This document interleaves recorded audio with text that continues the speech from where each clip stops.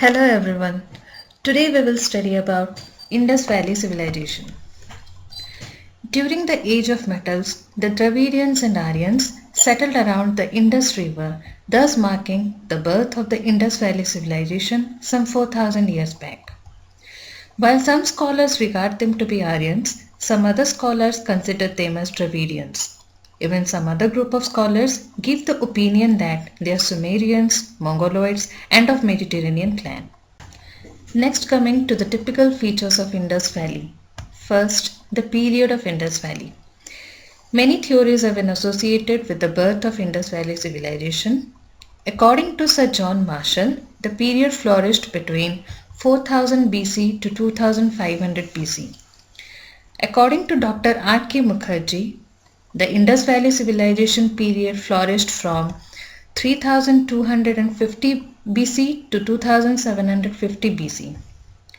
The Indus Valley civilization bears close resemblance with Babylonian Mesopotamian civilization. The date of Indus Valley civilization may be between 4000 to 2750 BC. Next, coming to the society of Indus Valley civilization. The society was divided into four parts. First, the intellectuals, next, the warriors, third, the professionals, and last, the laborers. Coming to the town planning and structure of Indus Valley civilization. The Indus Valley people were primarily urban people. The streets were quite broad, up to 9 feet to 34 feet. The corners of the street were rounded off for the carts to take a turn in an easy way. The roads intersected each other at right angles. No building was allowed to encroach upon a public highway. Walls of the buildings were raised of burnt bricks. There were stairways leading to upper stories and windows and doors for admitting light and air. Bathrooms and circular brick walls were important features of most houses. It had public and private drainage system. Dustbins and rubbish chutes indicate the extreme care taken in matters of conservancy. Next, coming to the art and architecture. Mainly three types of buildings were found: the dwelling houses, shrines or public halls, and public bath. Coming to the dwelling houses, the houses were double-storied, made of baked bricks and mud mortar and had paved floor. There were doors, windows and ventilators. The roofs were made of mud, reed and wood. Every house had its own wells, both rooms, courtyards, drains and kitchen. Coming to the shrines or public halls. High pillared hall, 80 feet square in dimension. They were probably used as assembly hall to transact the business of the state. Another such structure is the state granary, whose dimension was about 200 feet by 150 feet.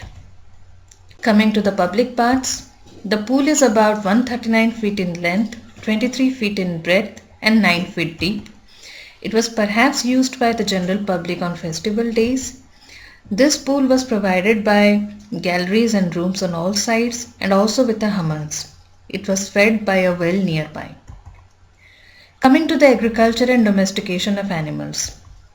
The region near Indus Valley was very fertile as the river flooded every year and a layer of fertile soil was spread in the valley as in the Nile Valley in Egypt. Wheat and barley were the major cultivated crops. The people domesticated a large number of animals. Bones of bulls, sheep, pig, buffalo, camel and elephant have been recovered. Coming to the weights and measures, a large number of weights and measures have been recovered. Some weights are so small that they were perhaps used by the jewelers. A rod has been recovered which bears signs for measuring length.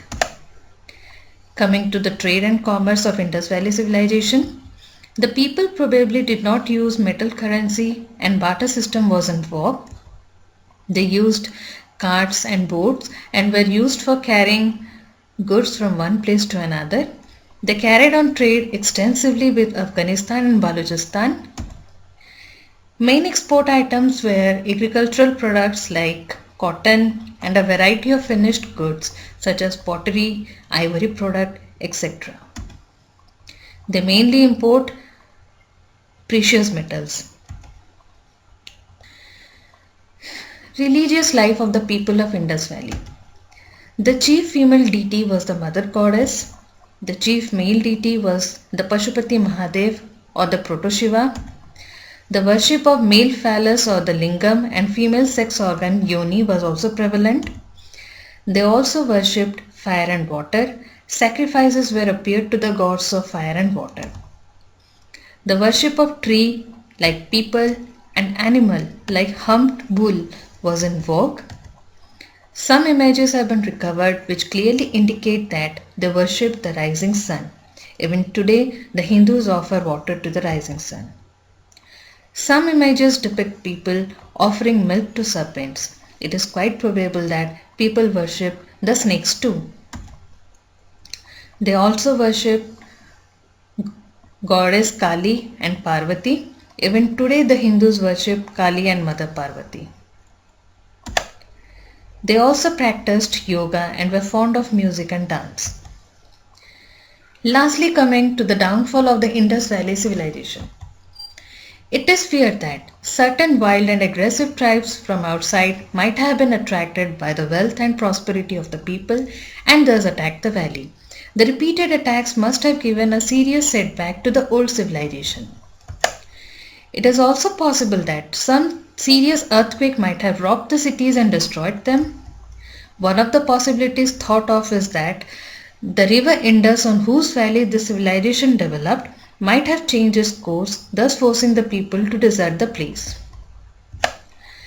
The disappearance of the Indus civilization include either shortage of rainfall or destruction by flood or some other natural upheaval or natural calamities. Thank you.